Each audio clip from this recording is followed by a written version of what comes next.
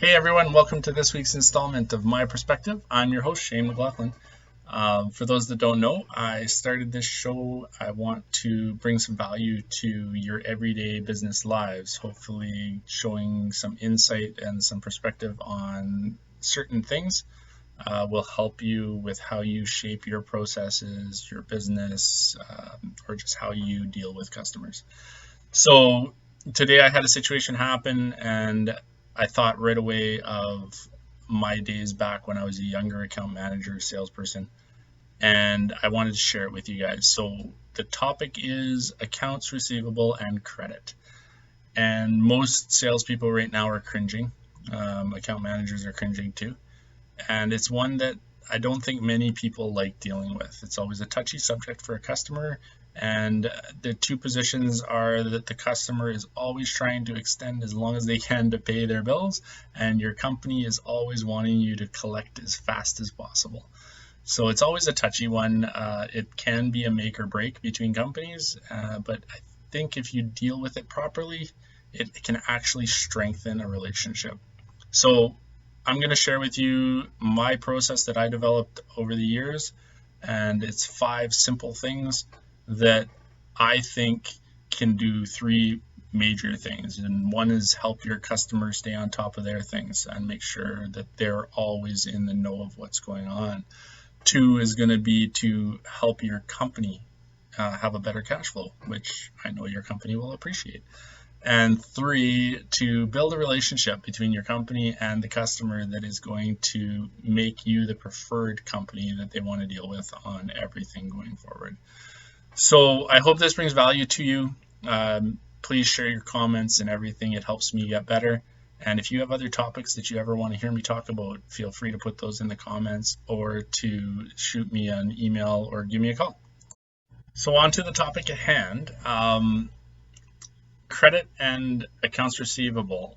So there's always been a long-standing feud whether this should be the responsibility of a credit department or whether it should be the responsibility of the sales team. So my perspective is that this should be the responsibility of the sales team. And I'll tell you why.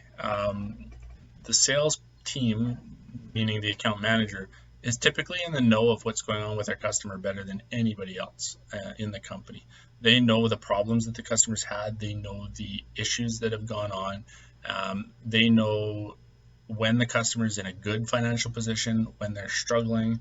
They know all of those details. So they understand the sensitivity of this subject better than anybody else in the organization, especially a credit department. Credit departments don't know anything that customer's gone through for the past 5 jobs or anything else. So that's why I've always felt that credit should be handled by the sales department. Let me correct myself. I haven't always thought that. When I first started in sales, I was on the boat of let the credit department deal with it. Because I didn't know how to have those conversations. They're scary. You don't know what the customer is going through. You don't know what's happened. Sometimes you do know what's happened, and you're scared to call the guy and ask for money when you know you've screwed up 5 times just before this. So, but business is business and it has to happen. So here's 5 steps that you can follow that will help you to deal with this and reduce any sort of tension that might happen with the customer. Step 1, get a credit statement. So I don't know if your company has one or not, but if they don't, find out, work with your credit department on how you can get that. So what a credit statement is basically a report that shows the invoices that are owing by your customer and the timeline of when they're owing. So it'll be anywhere from current all the way to over 90 days in most organizations, and that can be broke down into multiple different categories. The ideal credit report that I've seen is broken down into 4 categories, and that's current, 30 to 60, 60 to 90, and then 90 plus. But most operations will be set up dependent on what their most common terms are for their customer. So if the most common terms are 60 days, then your first category of current is going to be bigger, and you're going to go into 60 to 90 for the next category.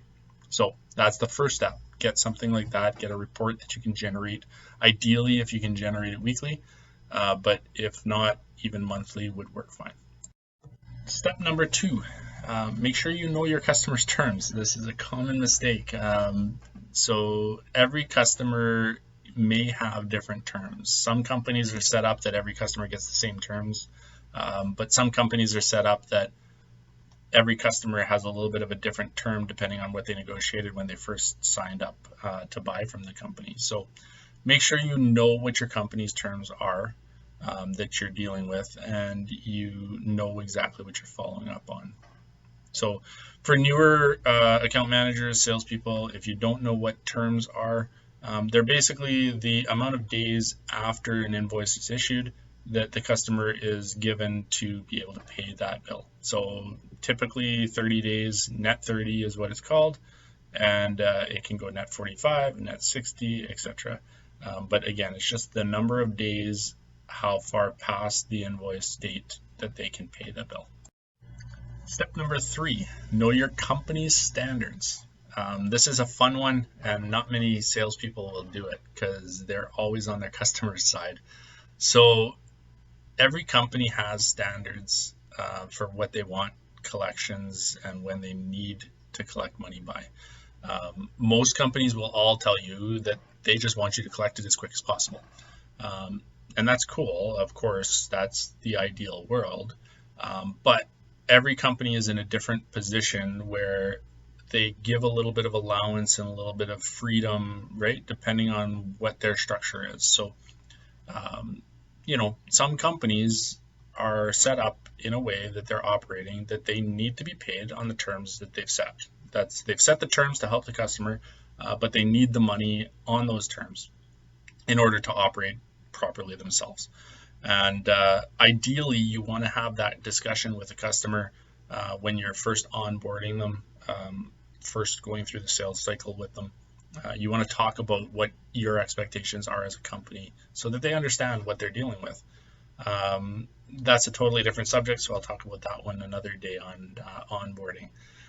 But if you know the company's standards, then you'll know kind of what flexibility your customer has. So if your company says, no, I need it on the date, then you want to be phoning that customer when he's 1 day past due just to check out and then see if there's a problem. If you know your company has more time and they're okay if it's a week, 2 weeks late, then if you're following up once a week with your customer, then you're going to catch most cases and you're not going to run into any problems and cause your customer any issues. Step number 4 is just communicating with your customer.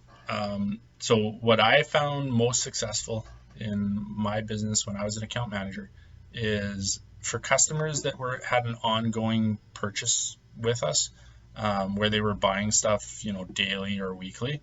I would start to set up either monthly or weekly meetings with them or their credit departments to discuss the account and make sure that we were on top of anything and everything that we had to do. So, I'll speak specifically for windows and doors because that's what I was in. Sometimes there was outstanding service that was preventing them from paying a bill. And I just stay on top of where that service was at so that I could tell them, okay, the service is getting completed, so then they could issue the check on the next check run. But by having that weekly conversation, it made it a lot easier than not talking to them for 4 months and then going in and saying, hey, how come you haven't paid this bill for 50 days? So, getting into a habit of a weekly conversation, even if it's just to talk about your weekends or what you've been up to, that will help ease the tension when you have the harder cases to talk about. And definitely keep notes. So you're going to be talking to these customers, keep notes. There's nothing a customer hates more than somebody that comes and asks them about an invoice that's past due twice. I won't even say 3 times, because if you ask them twice after they've told you once, it's going to frustrate them, I can tell you right now. So keep notes and make sure that you follow up on those things that need to be done in order for the customer to pay the bills. So if a customer tells you, I'm waiting to get paid by my customer, I should be paid in a week and a half, you're following up in 2 weeks to ask them if they got paid and ask them if it's going to be paid on our end. The last step that most salespeople or account managers miss, in my experience, is to communicate with your credit department. Most account managers and salespeople that I've worked with or led, they tend to talk to their customers about it, find out their customers' pain, because that's what we love to do, and then go and try to fix that pain, and then expect it'll just sort itself out.